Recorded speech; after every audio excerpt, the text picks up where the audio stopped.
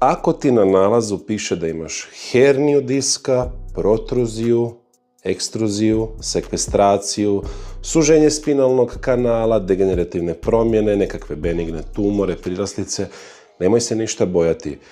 Ozbiljne stvari tek nastaju kada su simptomi prisutni duže od 24 sata, znači da nam trne noga, mravinja, žari, peče i tako dalje. To nije problem. Znači, najčešće nije problem ako mi sad imamo nekakav bulging diska, isto tako, koji nam pritiše onda tu korijen dio živca ili ga djelomično dotiče. Moramo zapamtiti da se magnet snima isključivo ležeći na leđima.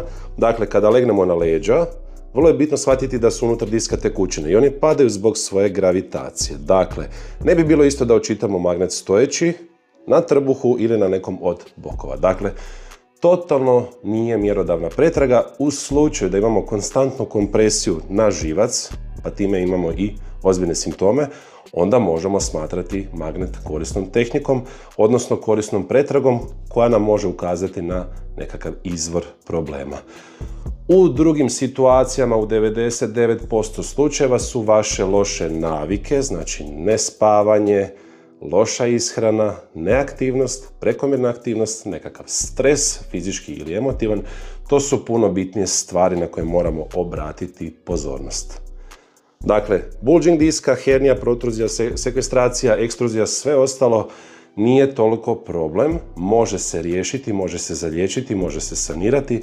Nemojte da vas uvjeravaju doktori, radiolozi pogotovo koji očitavaju nalaze, da se to ne može stanje nikada više popraviti, da će vam se sasušiti diskovi, okoštavanje će se dogoditi i više nećete moći hodati, biti ćete invalid i takve neke glupe izjave koje samo nepotrebno plaše vas kao osobu koja se ne razumije u to, a kada idemo kod nekoga ko ima kredibilitet i u bijeloj kuti, da, naravno, vjerovati ćemo mu, ali nije cilj da vjerujemo slijepo, nego je bitnije, puno bitnije, da razumijemo problem koji imamo i da ne budemo škrti, da angažiramo osobu koja se razumije u to, da nam pomogne skratiti vrijeme, novac, na kraju krajeva najvažnije, i živca koji utječu na to već postojeće stanje, odnosno naše zdravlje.